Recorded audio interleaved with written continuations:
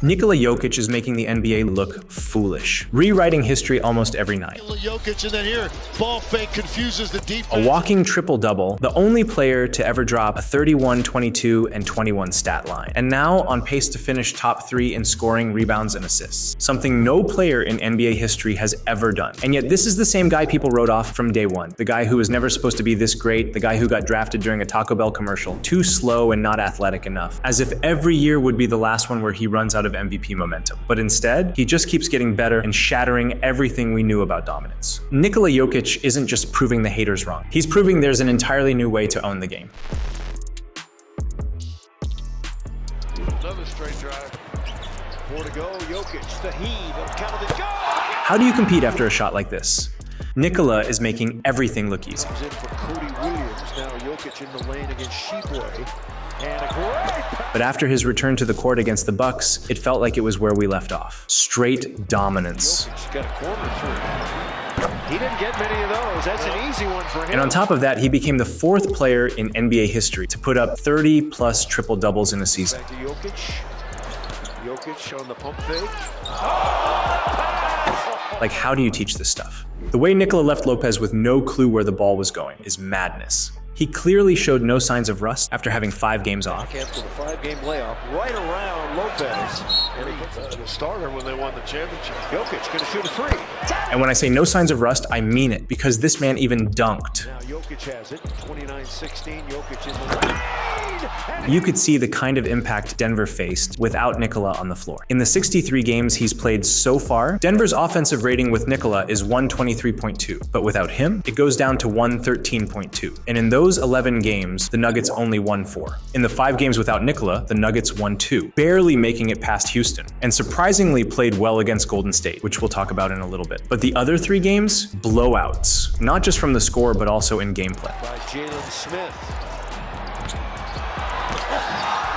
Like the game against the Bulls was back and forth right up to the 4th quarter. And when Denver put their best on the floor, none of them could beat Kobe White's 37 points, and the Bulls taking advantage of Denver's empty possessions. 5 minutes gone by here in the 3rd. Kamara barrels into the lane. He'll loop on up and in. Even with Jamal Murray back against the Blazers, it didn't seem to make a difference, as the Nuggets let Portland run off on a 14-0 run in the 3rd quarter, which ultimately created enough space for them to take the dub on that game. But the Lakers game was an even bigger blowout. To Reeves, now to Vincent. 3-pointer by Gabe, it's good. Not so much in the score, but in how the game was handled, as the Lakers cruised on their 9th straight home win, without LeBron while Luka put up a clinic. With 31 points, 9 rebounds, and 7 assists in 3 quarters before sitting out for the entire 4th. Simply put, Denver had no answer for LA, giving up a season high of 46 points in just the 1st quarter. Do you see the pattern here? The Denver Nuggets struggle without Nikola. That said, I'll have to admit, Porter steps back. Good move. I'm impressed with how the Nuggets outlasted a full Warriors team with Steph and Jimmy, without Nikola and Jamal Murray. AG went off for a season high of 38 points, while Westbrook had a triple-double. Despite Jimmy's 23 points and Steph's 20, Golden State's 7-game win streak came to an end as they struggled from deep, shooting just 8 for 33. With an MVP race swinging back and forth, Nikola is making a solid case for himself. Simply put, he's built different. After passing Shai Gilgeous-Alexander in Week 21, the debate is still open. Obviously, after a week of no play, it's easy for SGA to claim that spot back in Week 22. But what happened during the OKC Nuggets back-to-back was a statement. Before the 2-game series, SGA took a night off for rest. But even after an injury scare on Nikola's elbow in Game 1, as he starts to go, he beat him on a dribble drive already once.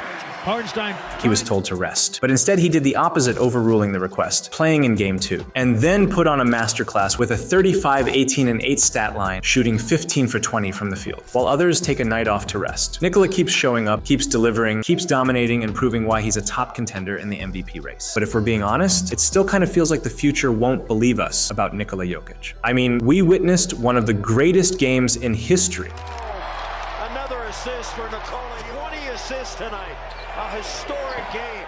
With Nikola dropping a 31, 22, and 21 stat line. Think about that for a second. Like, this guy almost had a triple-double in each half. And yet we moved on like it was just another night. Nikola is putting up numbers that shouldn't even be possible. But in today's game, it feels like skepticism outweighs admiration. And I know this because for some, Nikola still won't be able to prove himself unless he wins 7 more NBA titles, 3 MVPs, and whatever else doubters will throw at him. So those who didn't experience his greatness can be convinced. Do we even realize what we're witnessing? Or will it take history to remind us? Nikola has just normalized ridiculousness. The things he does on the court, nobody else is doing them. Just look at his historic game between the Nuggets and Suns.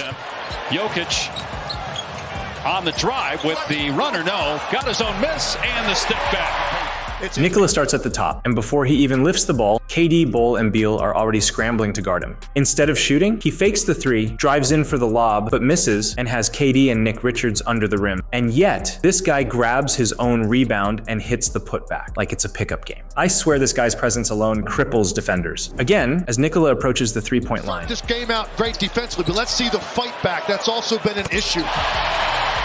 He's got Plumlee, Booker staying close for extra support, and Jones. Nikola barely hesitates, lifts the ball, and has everyone freaking out. You know you can't leave this man wide open like that. It's like defenders don't know how to stop him, or is it just the Suns? Sure, he isn't on a big market team in Denver, or running with a super team. We all know he'd rather be in Serbia with his horses rather than taking the spotlight in the States. But none of that changes the fact this guy is single-handedly redefining the game. Remember when Michael Jordan came back from baseball in '95? That alone was talked about for weeks. And then when he dropped 55 points at Madison Square Garden, the legendary double nickel game. It dominated headlines, discussions, and everything in between. Everyone felt the weight of that moment. Obviously, that was a different time and context. But the point was, people knew when they were witnessing greatness. But today, I guess the real problem is we've never been good at appreciating greatness in real time. This is likely because a lot of people didn't think Nikola would fit the strong, athletic mold. In some cases, we know the best players are the most athletic ones on both sides of the court. But Nikola is showing up with something else. Sure, he's not built like Giannis. He isn't finessing and weaving like SGA. Yet he's running circles around players and dominating the game in a different way. This guy is built like a pickup ball player and dominates the league. If you don't know by now, the man averages a triple-double almost every game. In February, he had 7 triple-doubles in 12 games, and another 3 games that were only 1 assist or rebound from a triple-double. Despite missing 5 games in March, he has a triple-double in 2 games and 3 games with 1 assist or rebound away from completing it. And all of this doesn't come from being a three-point shooter. Like, the man is 71st in three-pointers made this season, not even top 50. He's also not a massive dunker. In fact, he's barely a dunker at all. So how is it that a guy who doesn't look the athletic part, not an elite three-point shooter, a dunker, and yet at the top of the MVP list, making the league look foolish? What's the secret sauce? Well, you could probably guess it. His court vision. The way he sees things on the court, the way he gets himself in the right position. You can't teach that. That's the very thing that sets him apart and creates another dimension. That's what makes him unguardable. He's the best and most creative passer in the NBA, turning precision into pure artistry. He shoots better than most guards and defies every mold of a traditional center. Even his defensive game is just as deadly as his offensive. The way he either counters every defensive scheme and system and responds to each challenge is just another asset that sets him apart. The point is, regardless of the MVP title, Nikola Jokic elevates the game.